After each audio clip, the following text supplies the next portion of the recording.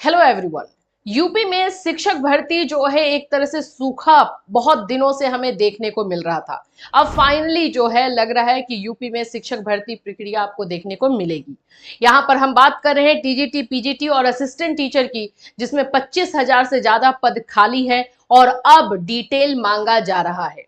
बात यह है कि क्या डीएलएड वाले बच्चे, बीएड वाले बच्चों को मौका मिलेगा, क्या ये वैकेंसी जो है डीएलएड वालों के लिए भी आएगी, बीएड वालों के लिए आएगी। और साथ ही साथ जो बहुत एक इंपॉर्टेंट मुद्दा बना हुआ है वो है एनआईओएस डीएलएड।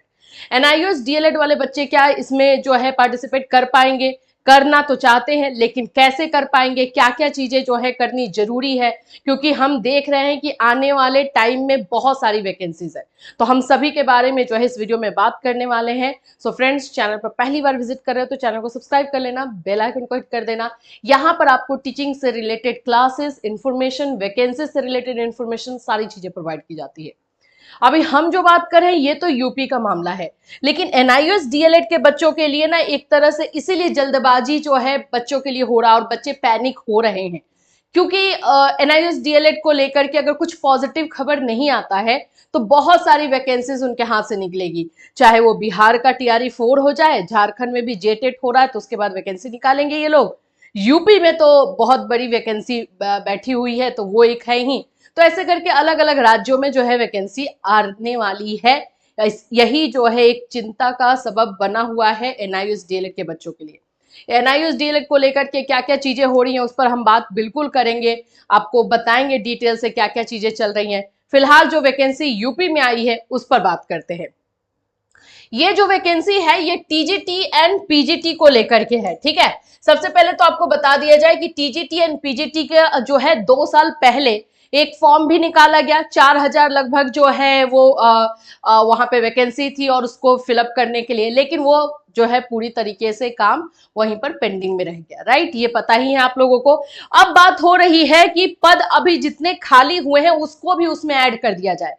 आपको ये बात पहले से ही बताई गई है कि जो भी अब शिक्षा चयन आयोग जो बन रहा है वो सबसे पहले पुरानी भर्तियों को ही जो है खत्म करेंगे, पुरानी भर्तियां जो अटकी हुई है उसको वो निकालेंगे, राइट। तो अभी यहाँ पर जो है टीजीटी पीजीटी वाला मामला है, असिस्टेंट प्रोफेसर वाला मामला है। तो टीजीटी और पीजीटी में जो है जो सीट्स पहले थे 4,000 लगभग सीट था, लेकिन अब वो बढ़ गए हैं और वो भी सीट ऐड करने की बात हो रही है। तो जाहिर सी बात है कि अगर नए सीट्स ऐड किए जाते हैं तो नए बच्चों का एप्लीकेशन भी लेना होगा, फिर से आपको वो भी करना होगा। तो ये सारी चीजें हैं। चलो थोड़ा सा डिटेल में न्यूज को समझते हैं कि ये किस बारे में आया हुआ है।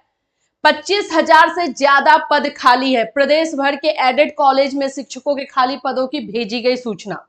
अब जहां जहां पे पद खाली हैं वो सूचना भेजी जा रही है, बताया जा रहा है, क्योंकि अब इसके बारे में जो है खबर ली जा रही है। मेन बात यह है कि सरकार जो है अब वैकेंसी निकालने वाली है, तो हर जगह से जितनी वैकेंसीज है, चाहे वो कॉलेजेस में हो जाए, चाहे वो स्कूल में हो जाए, वो वैकेंसी का ब्यौरा जो है लिया जा रहा है।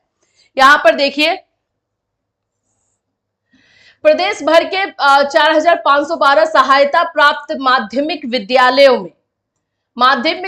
में शिक्षकों के 25,000 से अधिक पद खाली हैं।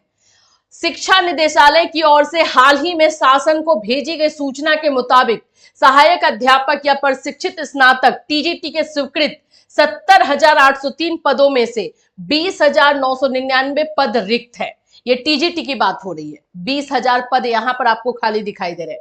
वहीं अगर प्रवक्ता के स्वीकृति के बारे में बात करते हैं तो वहां पर भी आप लोगों को 22,220 पदों में से 4,703 पद खाली है। इन पर क्रमशः 49,804 और 17,517 शिक्षक अध्यापनरत है।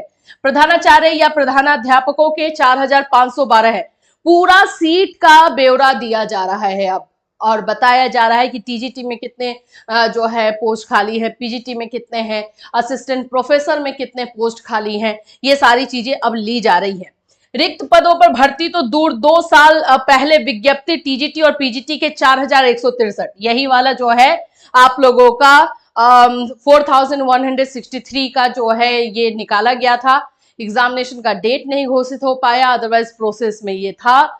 और इसमें 13,33,136 अभ्यर्थी इसी इंतजार में बैठे हैं। सोचो 4,000 पोस्ट पर 13 लाख अभ्यर्थी इंतजार कर रहे हैं। किस तरह से जो है बेरोजगारी यूपी में भरी हुई है।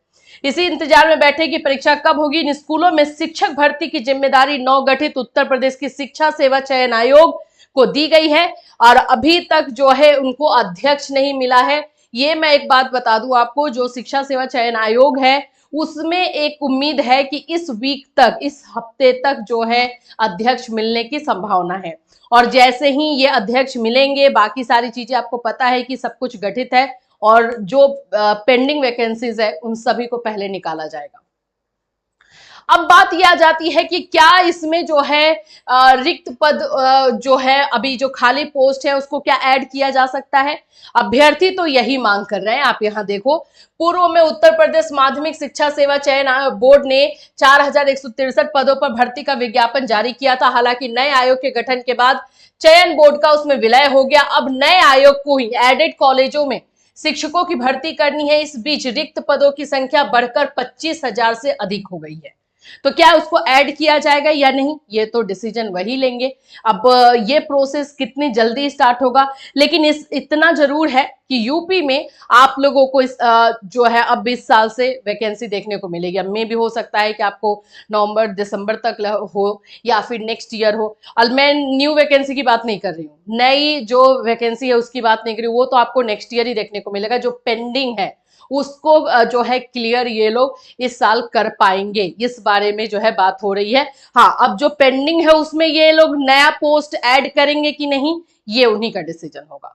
तो फिलहाल यूपी के शिक्षक भर्ती प्रक्रिया से रिलेटेड यही इंफॉर्मेशन है। इससे रिलेटेड कोई और अपडेट आएगा तो डेफिनेटली आपको इसी चैनल के माध्यम से इन्फॉर्म किया जाएगा। तो हमारे साथ बिल्कुल बने रहिएगा। Till then take care everyone.